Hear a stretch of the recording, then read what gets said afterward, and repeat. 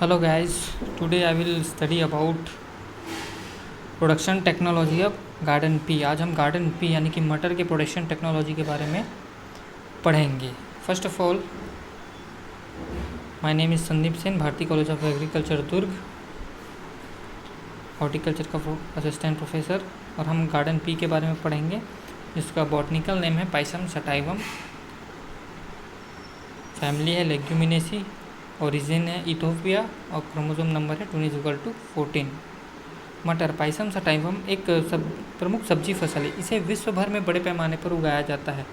यह ठंडे मौसम की फसल है, विंटर सीजन की।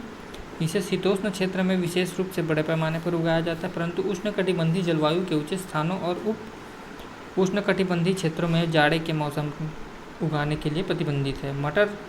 सब्जी मटर में 25% प्रोटीन, अमीनो एसिड, शर्करा यानी कि शुगर पाए जाते हैं। इसकी सब्जी को सभी मौसम में खाया जाता है। सब्जी मटर की जो खेती है वो उत्तर प्रदेश, मध्य प्रदेश, हिमाचल प्रदेश, पंजाब, हरियाणा, राजस्थान, महाराष्ट्र और कर्नाटक में विशेष रूप से उगाई जाती है। और इन राज्यों से सब्जी मटर का कुल उत्पादन 67% तक प्राप्त होता है। मटर को विदेशों में निर्यात भी किया जाता है, जिससे हमें विदेशी मुद्रा अर्जित होती है। मटर की उत्पत्ति के विषय में अनेक मत हैं। बागबानी मटर गार्डन पी का जन्म स्थान इथोपिया बताया जाता है, जबकि खेती वाली मटर जो फील्ड पी है उसका जो जन्म स्थान है वो हिमालय के तराई प्रदेश या रूम सागरी प्रदेश माना जाता है। पोलैंड, नीदरलैंड और फ्रांस में मटर का उत्पादन बड़े पैमाने पर किया जाता है। भारतवर्ष में इसकी खेती कब हुई यह निश्चित रूप से नहीं बता सकते। Garden pea is rich in digestible protein, vitamin A and C. It is also rich in mineral like calcium, potassium, iron and phosphorus. Garden pea में प्रोटीन, विटामिन ए और सी भी पाया जाता है, और इसमें प्रचुर मात्रा में देखें तो कैल्शियम, पोटेशियम और फास्फोरस भी उपस्थित रहता है। Fresh green pea is excellent food for human consumption, taken as a vegetable और इन सूप लार्ज प्रोडक्शन। जो फ्रेश ग्रीन पी है, जो मटर है, वो ह्यूमन कंजप्शन फूड के लिए बहुत ही लाभप्रद है, उसको वेजिटेबल के रूप में और सूप के रूप में भी इसको यूज़ किया जाता है। और इसे कैनिंग करके भी, या फ्रोज़न मटर या डिहाइड्रेटेड मटर के रूप में भी हम यूज़ करते हैं, जो हमें मार्केट में आसानी से मिल जाता है। कैनिंग मटर, फ्रोज़न मटर जिसको बोलते हैं, वो सब्जी के रूप में यूज़ करने के लिए। अब देखते हैं वेराइटीज़ में अल्ड्रेमान सूटेबल फॉर फ्रीजिंग। ये अल्ड्रेमान जो वेराइटी है जो वो फ्रीजिंग के लिए सूटेबल है। Arkel early wrinkle seeded variety introduce from England, ये इंग्लैंड से इंट्रोड्यूस वेराइटी है। और असाउजी this was a selection from the material collected from Amritsar area made by IARI New Delhi. ये IARI न्यू दिल्ली से कलेक्टेड है, मतलब इंक्रीज्ड वेराइटी है, इंट्रोड्यूस वेराइटी है, सॉरी। ऐसे अमृतसर एरिया से कलेक्ट किया गया है। उसके अलावा है बोनीविले, हरभजन, जवाहर मटर जो है वो टाइप 19 और ग्रेटर प्रोग्रेस से बना है। यह बोनी किस्म है जो 60 सेंटीमीटर तक ऊंची रहती है। इसकी फलियां, यह किस्म 130 से 135 दिन में तैयार हो जाती है। प्रत्येक फली में 8 से 10 हरे मटर होते हैं। प्रति हेक्टेयर 110 से 110 क्विंटल हरी फलियां हमें मिल जाती हैं। जवाहर मटर 2, ये जो है 100 दानों का भार इसका 17 ग्राम तक होता है। प्रति हेक्टेयर 100 क्विंटल तक हरी फलियां हमें मिल जाती है, जबकि बीज की उपज 10 क्विंटल प्रति हेक्टेयर होती है। जवाहर मटर 3, जवाहर मटर 4, जवाहर मटर 5, जवाहर मटर 83, मटर अगेता 6, पंतनगर मटर 2, पंत उपहार VL3, PRS4, जवाहर मटर 83, JP19, ये सब जो है वो गार्डन पी के वेराइटीज़ हैं। अब देखते हैं क्लाइमेट।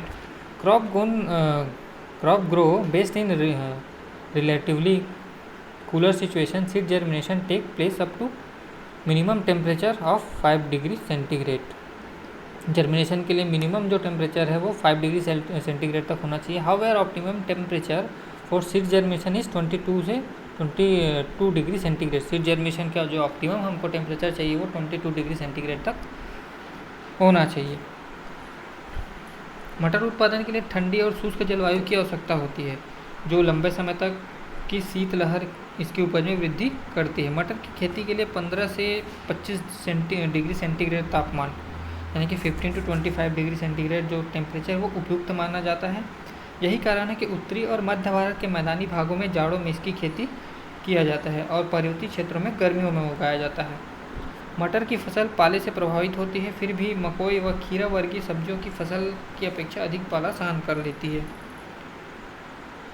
वृद्धि की प्रारंभिक अवस्था में फसल कुछ पाला सहन करने की क्षमता रखती है, परंतु फूल और फलियों पर विपरीत प्रभाव पड़ता है। वातावरण में नमी की वृद्धि के कारण चूर्णी फफूंदी नामक रोग व कीटों का भी प्रकोप इसमें लगता है। Soil. Pea can be grow on many types of soil, from light sandy to clay soil.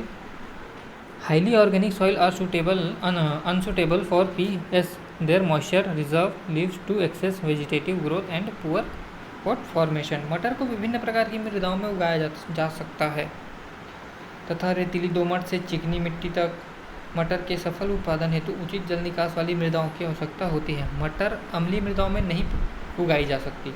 लवणी एवं क्षारीय मृदा जो होती है इसके सफल उत्पादन के लिए बेस्ट प्रोडक्शन के लिए बाधक मानी गई है। मटर के लिए जो ऑप्टिमम टेम्परेचर रेंज है वो 6.0 से 7.5 तक बेस्ट मानी गई है। यदि पीएच मान 6 से कम हो या 6 से कम है तो उसमें चूना डालने पर भूमि की स्थिति सुधार की जा सकती है। अगर 6 से कम है अगर पीएच मान तो उसमें हम चूना डाल के सॉइल का जो पीएच है वो उसको मेंटेन कर सकते हैं।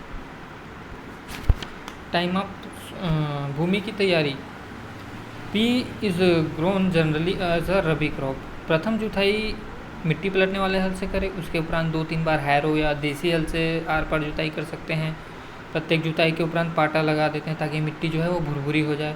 भूमिगत कीटों से फसल सुरक्षा हेतु 5% एल्ड्रीन पाउडर जो है वो 25 किलोग्राम प्रति हेक्टेयर अंतिम जुताई के समय भूमि में डाल दें। अब देखते हैं बुआई। जो मटर है वो रबी मौसम में उगाए जाने वाली फसल है। उत्तरी भारत के मैदानी भागों में अगेती किस्मों को जो अर्ली वैरायटी है उसको सितंबर से अक्टूबर में बोया जाता है, जबकि मुख्य फसल को अक्टूबर के प्रथम सप्ताह से नवंबर के द्वितीय सप्ताह तक बो देते हैं। Peas grow generally is a rabi crop. It is sown from the beginning of October to middle of November. In this hill of South India, the crop is sown from March to May. In Darjeeling, it is sown from June to August. मटर की भरपूर उपज लेने हेतु स्वस्थ पूरी तरह परिपक्व जो सीड्स है उसका यूज़ किया जाता है। जो अगेती फसल यानी कि अर्ली वैरायटी के लिए 80 से 100 किलोग्राम बीज पर हेक्टेयर पर्याप्त होते हैं, जबकि मुख्य फसल के लिए 50 से 75 यानी कि 50 to 75 केजी सीड जो है वो पर्याप्त होती है। बीज को बोने से पूर्व फफूंदीनाशक या फंगीसाइड से ट्रीट कर लेना चाहिए, जैसे कि थायरम 3 ग्राम पर केजी सीड, कैप्टॉन 2.5 ग्राम पर केजी सीड, बाविस्टिन 2 ग्राम पर केजी सीड और thiram plus Bavistin 2 gram plus 1 ग्राम पर केजी सीड के हिसाब से हम सीड को ट्रीट करके रखते हैं। If sowing are done in a ridge and furrow method, seed rate adopted is 50 to 60 kg per hectare. Seed rate also varies with growth habit of variety. For early variety 100 to 120 kg per hectare. Mid late variety 80 to 90 kg per hectare is the general recommendation. Ridge and furrow method से अगर हम sowing कर रहे हैं तो seed rate वो हम 50 से 60 kg तक अडॉप्ट कर सकते हैं. उसके अलावा जो है 100 to 120 kg पर हेक्टेयर भी, और जो लेट वैरायटी है, मिड वैरायटी है, उसके लिए 80 to 90 kg पर हेक्टेयर तक हम सीड अडॉप्ट कर सकते हैं. Seed can be sown on flat bed और raised bed either by broadcasting और behind the plough. Seed are also drilled through porous tubes attach to desi plough के साथ हम करते हैं. Depth of sowing 5 to 7.5 centimetre. Spacing जो है वो 30 into 5 सेंटीमीटर की रखी जाती है. अब देखते हैं खाद एवं उर्वरक. मटर चूँकि दलहनी वर्गीय फसल है, इसलिए यह जड़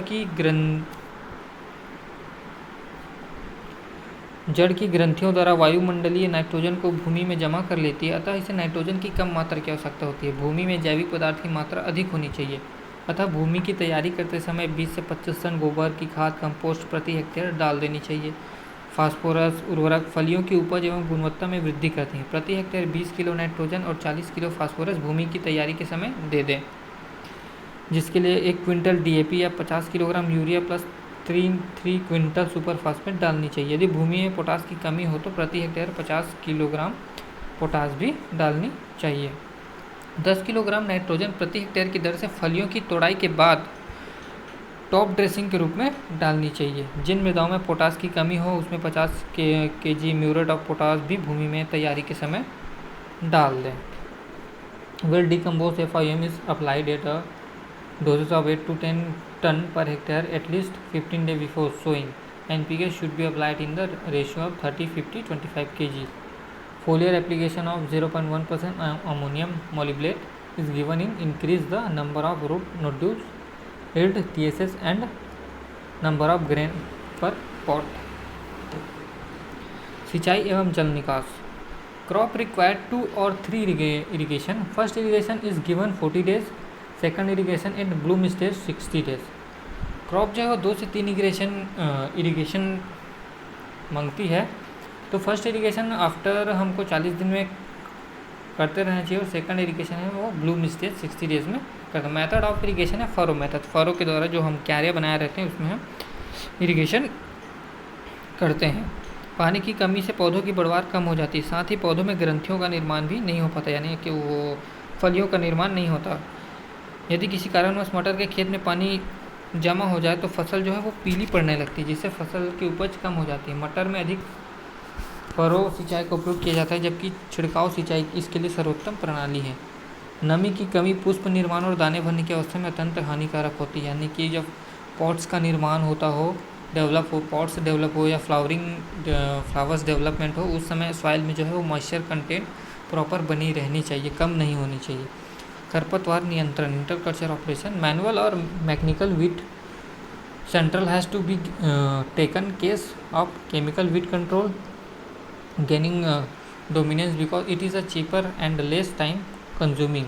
various herbicides has recommended are Lasso, जिसे alachlor at the rate of 0.75 kg per hectare के हिसाब से दिया जाता है. मटर की फसल में अनेक खरपतवार फसल को विभिन्न प्रकार से क्षति पहुंचाते हैं.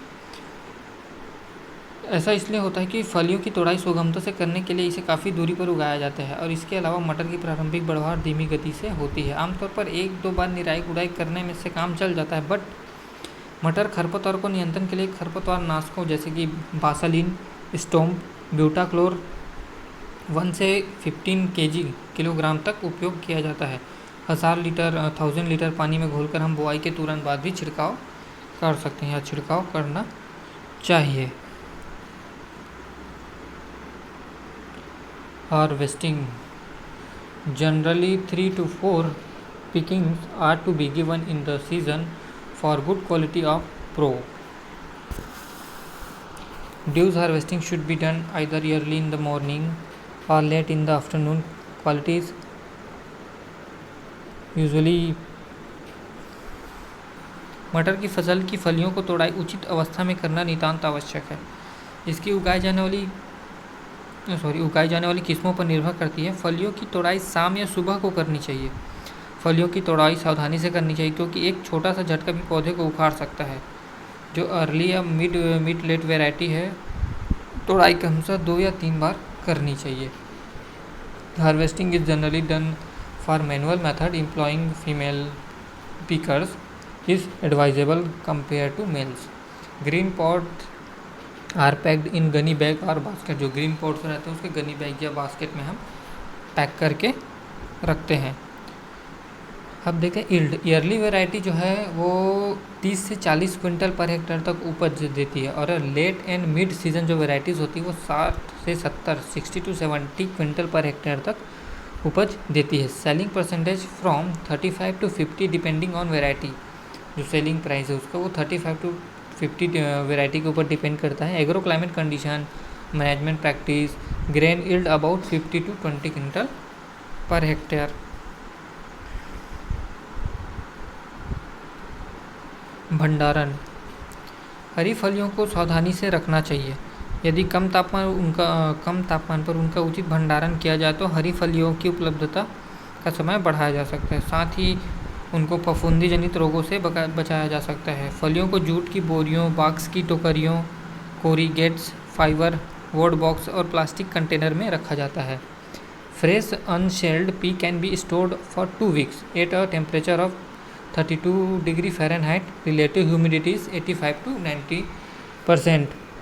जो फ्रेश अनशेल्ड पीस है उसको 2 सप्ताह तक हम स्टोरेज करके रख सकते हैं 32 अंश फ़ारेनहाइट पर, जिसका रिलेटिव ह्यूमिडिटी होना चाहिए 85 से 90% तक होना चाहिए। P can also be stored in a crossed ice for about 2 to 3 week। Crossed ice में हम 2 से 3 सप्ताह के लिए भी स्टोर करके रख सकते हैं। However pods will freeze at -10 degree centigrade. जो पोर्ट्स है उसको हम फ्रीज करके भी रख सकते हैं -10 डिग्री सेंटीग्रेड पे। तो ये तो था गार्डन पी के प्रोडक्शन टेक्नोलॉजी के बारे में हमने पढ़ा। जो भी डाउट्स हो तो कृपया क्लियर कर लें। Thank you.